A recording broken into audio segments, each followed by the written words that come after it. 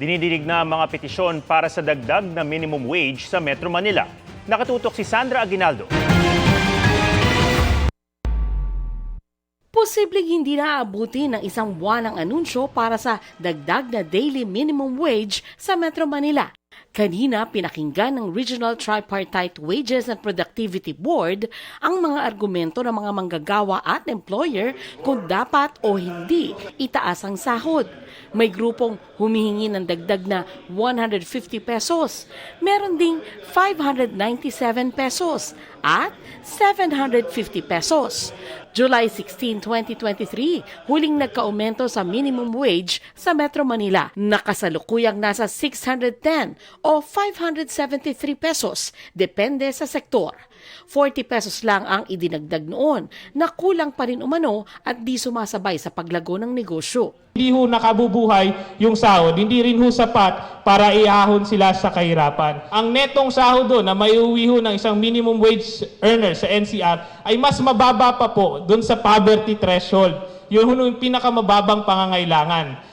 Hindi nakakahabol ang maliit na sahod ng mga manggagawa sa tuloy-tuloy na pagtaas ng presyo ng mga basic necessities. Tumataas man ito, kakarampot lang ang itinataas.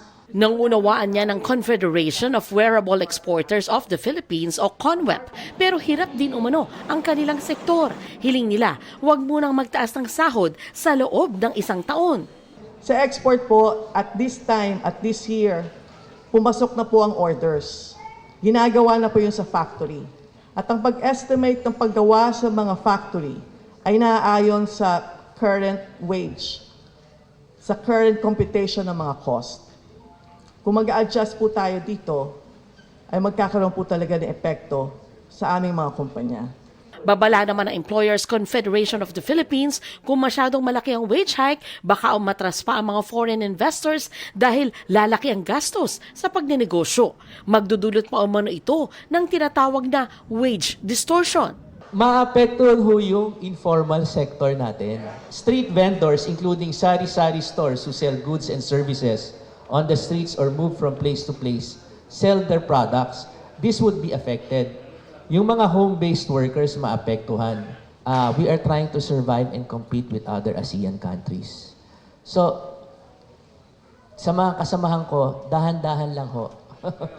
wag naman 750. The amount needed to restore based on economic parameters or inflation, sorry to say, it is just 16 pesos, no? On the 610 and 15 pesos on the 573. Nangako naman ang wage board na ikokonsidera lahat ng panig sa desisyong ilalabas bago mag-July 16.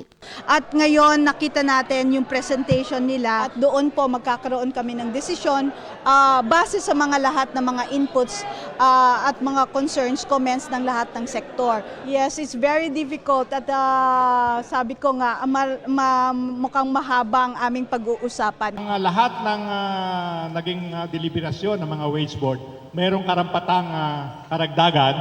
Of course, siyempre, sinasabi maliit, hindi sapat. Pero ang bottom line, mayroong dagdag. Para sa GMA Integrated News, Sandra Aguinaldo, nakatutok 24 oras.